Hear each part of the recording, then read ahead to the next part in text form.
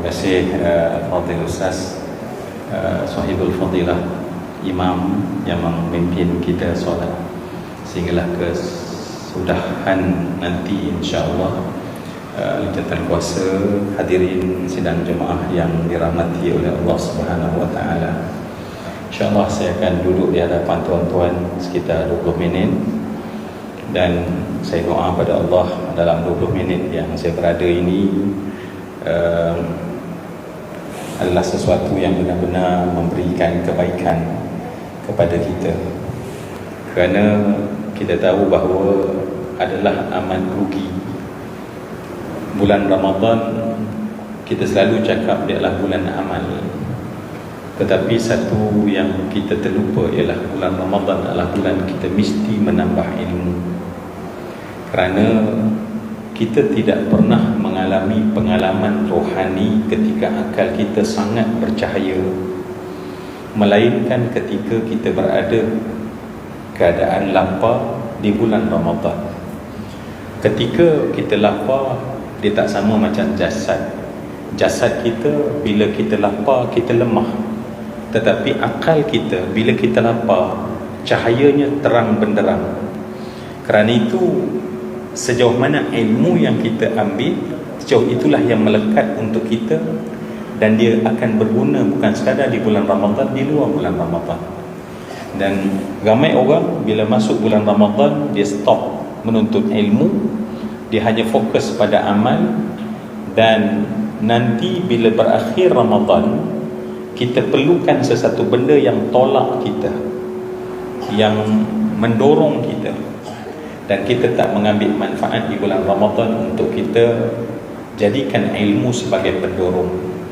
Jadi alhamdulillah saya kira dengan atas kesedaran itulah pihak masjid, walaupun sedar kita semua sebenarnya nak fokus untuk iktikaf dan sama-sama kita nak menunaikan solat fardu, kemudian kita tambah dengan tarawih, dan kita sempurnakan untuk mendapat pahala seperti solat sepanjang malam apabila kita duduk bersama dengan imam sampai kesudah. Itu disebut oleh Nabi dalam hadis yang diriwayatkan oleh Imam Tirmizi, dan hadis inilah hadis yang sahih daripada Abu Dzar Al-Ghifari.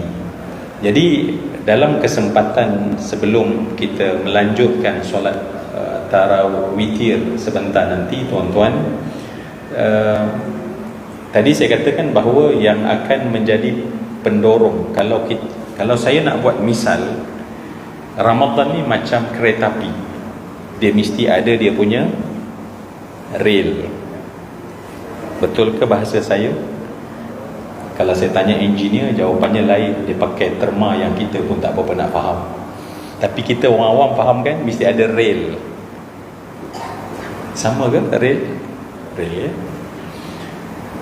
Dua rel ni mesti ada, dan dia bukan ada sampai ke stesen terakhir Ramadan. Nanti kita akan jumpa stesen Syawal, Zulqaidah, Zulhijjah, stesen-stesen yang berikutnya rel ni akan terus ada. Apakah rel? Satu adalah ilmu, kata ulama, yang kedua adalah taubat. Dua benda yang mesti kita jadikan benda penting ketika kita melakukan ibadah. Sebab itulah malam ni atas dasar ilmu kita minta, dan pahala penuntut ilmu tuan-tuan sangat besar.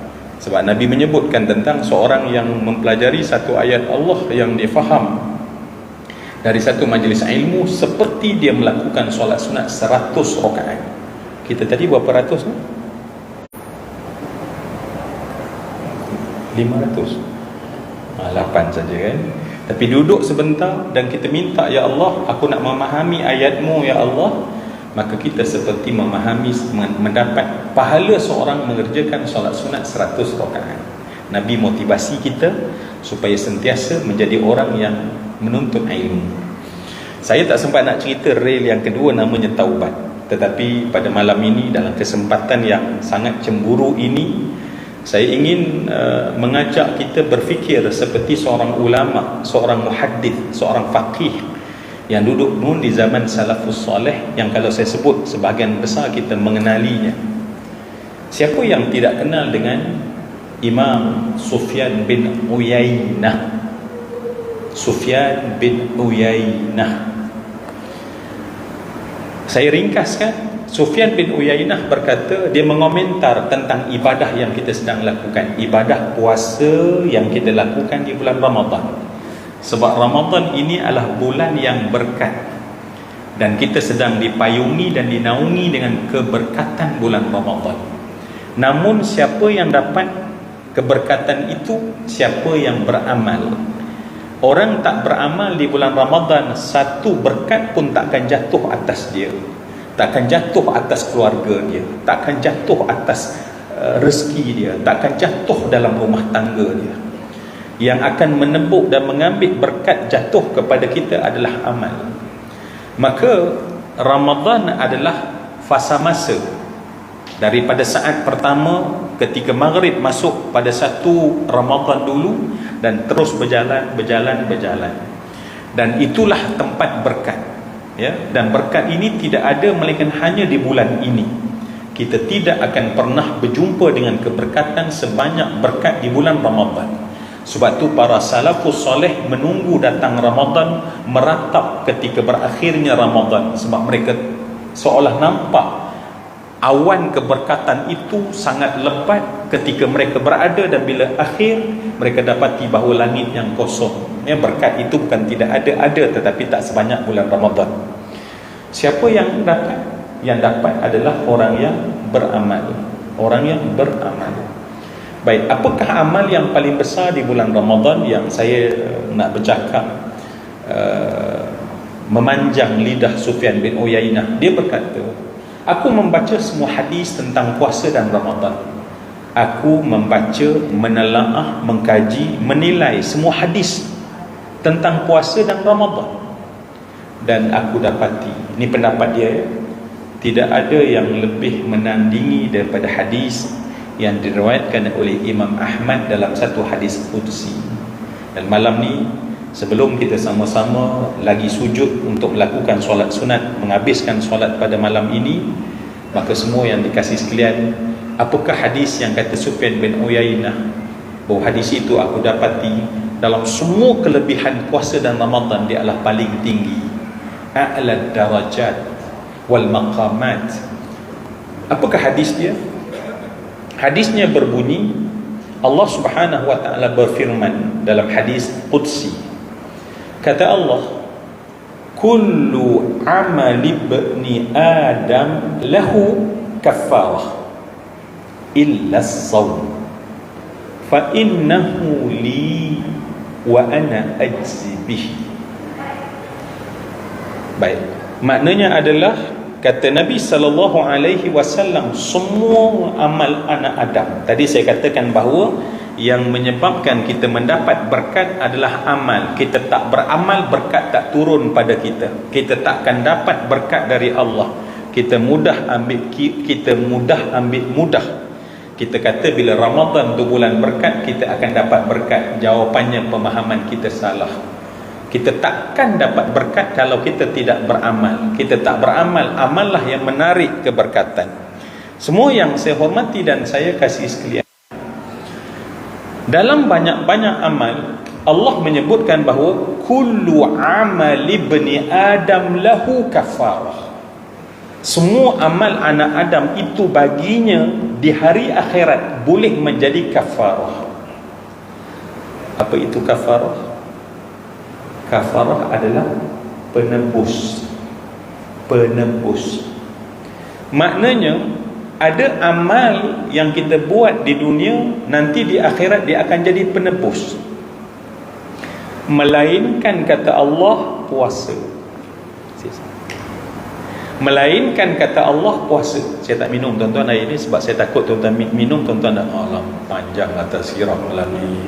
Jadi saya tak nak kacau psikologi tuan-tuan, ya. Kan, tuan-tuan masih bertahan ni sebab ingat 20 minit saya kan. Tuan-tuan, kalau terlebih sikit, maafkan saya, ingatkan saya. Okey. Semua amal anak Adam buat kita di hari akhirat jadi kafarah, kata Allah. Kafarah maksudnya adalah penebus. Penebus. Apa maksud penebus? Penebus maksudnya adalah amal kita yang kita buat Bila kita ada salah dengan manusia, maka nak atau tak nak amal tersebut kita kena bagi pada orang. Dalam hadis yang diriwayatkan oleh Nabi dalam Sahih Muslim, Nabi pernah bangun dan bertanya dalam suara yang berat kepada para sahabat, bertanya, manil muflis, manil muflis, man al muflis. Para sahabat menjawab, al muflisu fina man la dirham lahu wala mata'. Nabi tanya, siapa orang muflis? Para sahabat menjawab, orang muflis di kalangan kami adalah orang yang la dirhama lahu wala mata', sen tak ada dan tidak ada harta benda.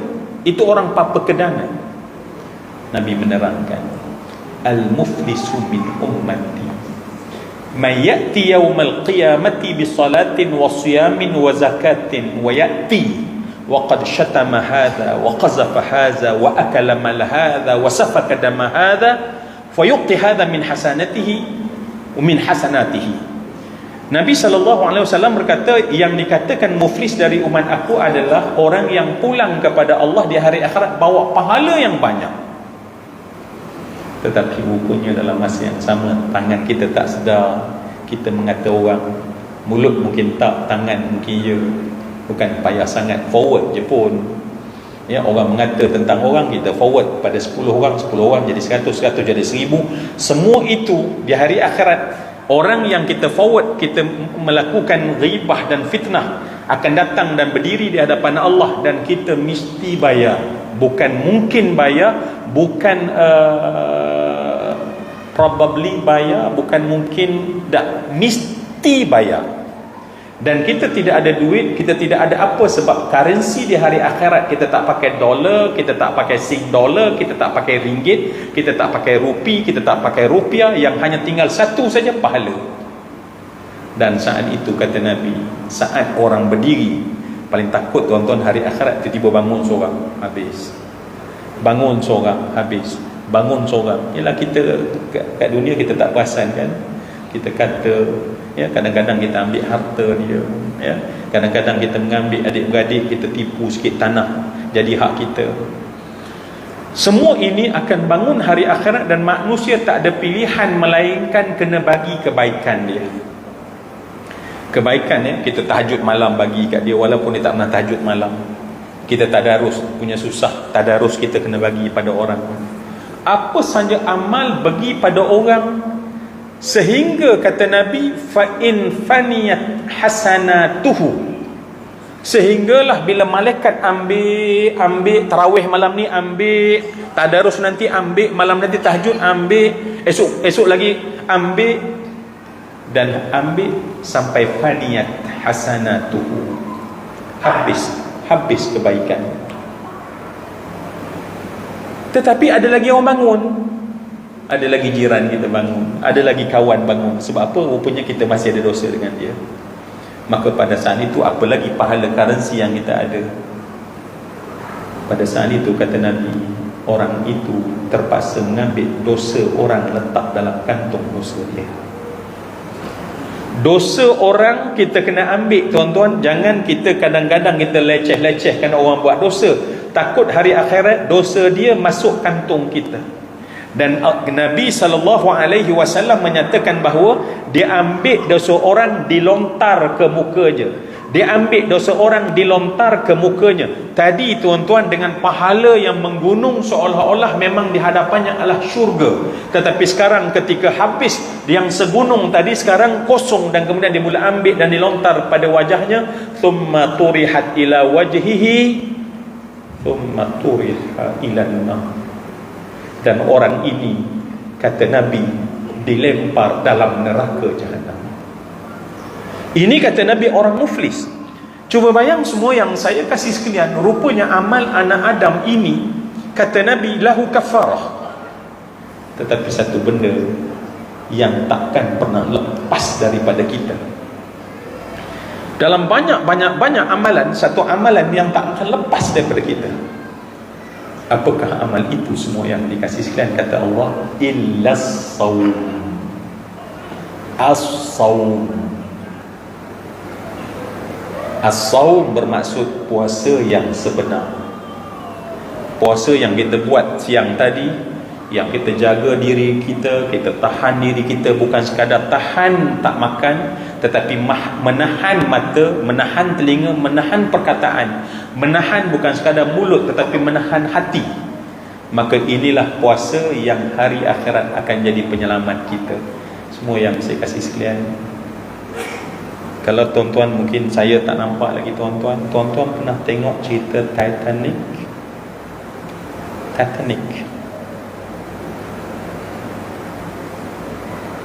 Tak, saya bukan galakkan tengok sebab dia astagfirullahalazim, tazkirah ke apa ni. Tak, tuan-tuan, bukan suruh tengok dah. Tetapi tuan-tuan tahu kan cerita Titanic? Cerita betul dia. Kapal yang terbesar di dunia pada masa itu berjalan, dan kemudian apa jadi pada dia? Nak bertolak daripada Liverpool nak pergi ke US.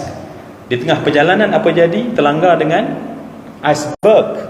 Apa jadi pada kapal Titanic? Rabak dan tenggelam. Baik, saya nak cerita di atas itu, ya, ada first class, ada luxury class, ada sampai golongan marahin di bawah.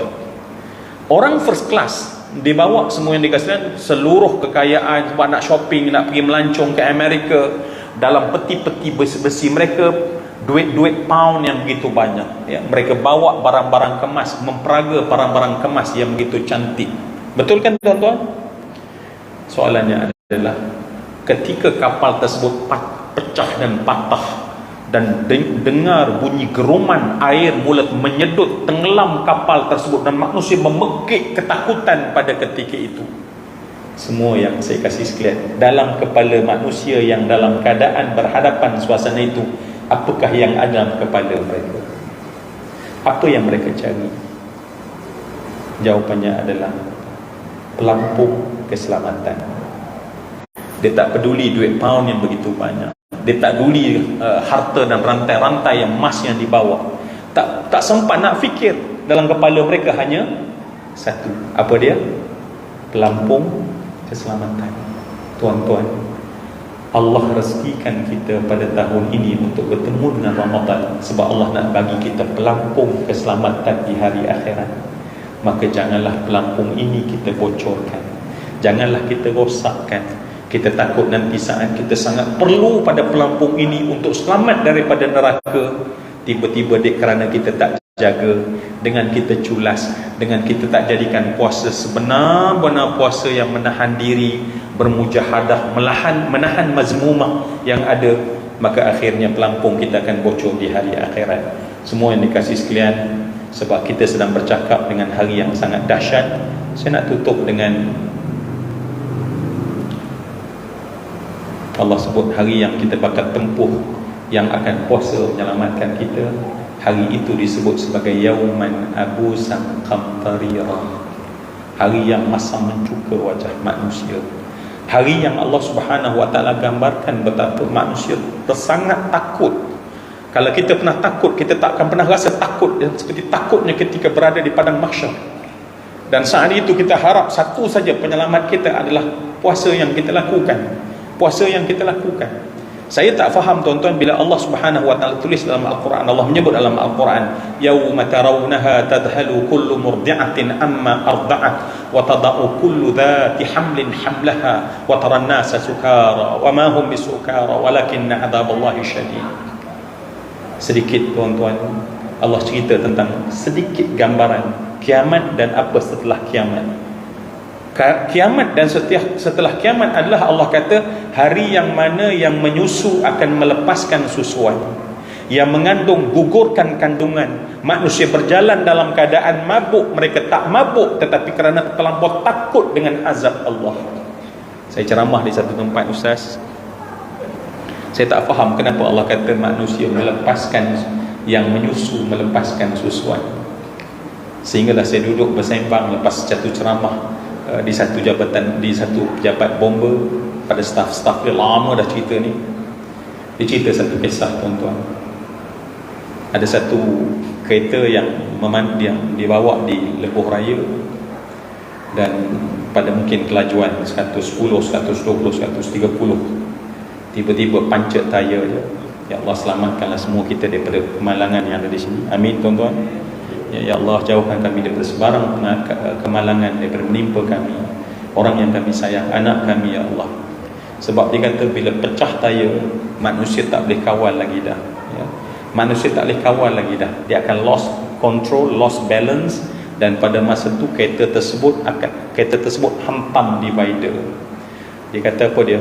Orang belakang yang cerita ni, dia kata ketika satu hentaman pada divider, bunyi dia macam bom. Bunyi punya kuat hentaman tu macam bom.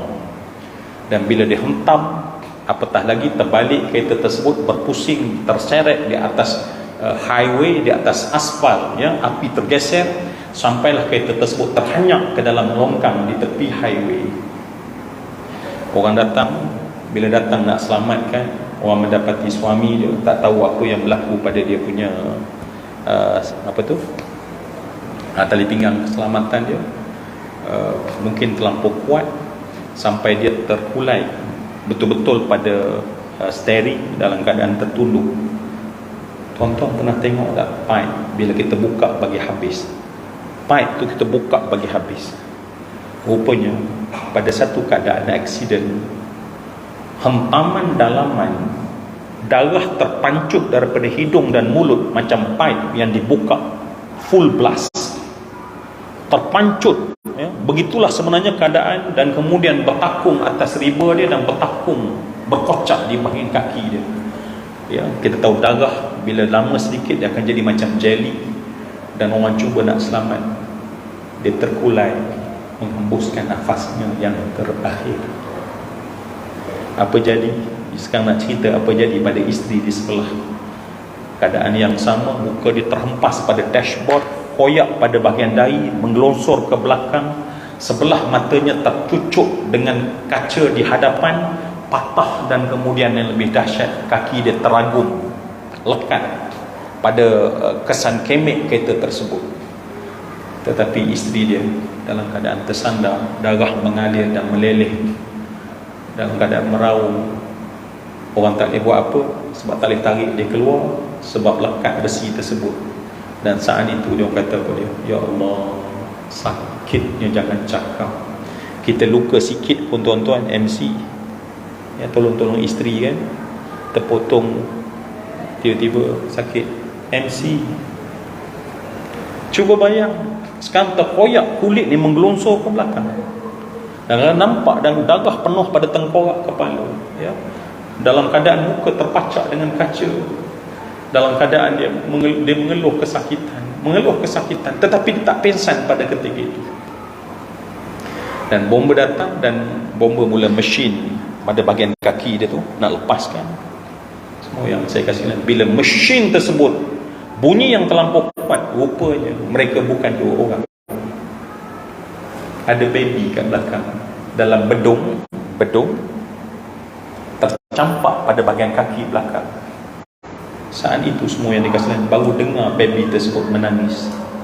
Mereka terkejut, mereka pergi belakang, umpil pintu belakang, tarik anak tersebut dalam keadaan baik. Betul orang katakan baby ni jaga oleh malaikat. Dan ketika baby menangis, semua yang dikasih kami bawa untuk cari ke tempat ambulans. Si ibu, ketika baby anak dia lalu di sebelah, bomba ni cerita apa? Ketika kami bawa baby tersebut lalu di sebelah dia, matanya hanya boleh melihat sebelah, darah sedang mengalir keluar daripada hidung dan mulutnya. Kesan luka yang sangat banyak, tulang tercungkil pada bahagian bahunya, dia teragum. Tetapi saat dia dengar bunyi anak menangis, dia buat apa tuan-tuan? Kami tak sangka, si ibu dibagi isyarat dalam keadaan sangat payah. Dia minta anak dia dekat dengan dia. Dia minta anak dia dekat dengan dia. Kami pun terpaksa hentikan operasi dan letakkan anak betul-betul atas riba dia dalam keadaan darahnya mengalir dan menitis. Tuan-tuan, depan mata kami dia kata apa yang berlaku. Si ibu, dia pakai baju tudung, baju kurung tuan-tuan, dalam segala susah dia buka baju dia, dia buka baju dan tudung dia, dia susukan anak dia.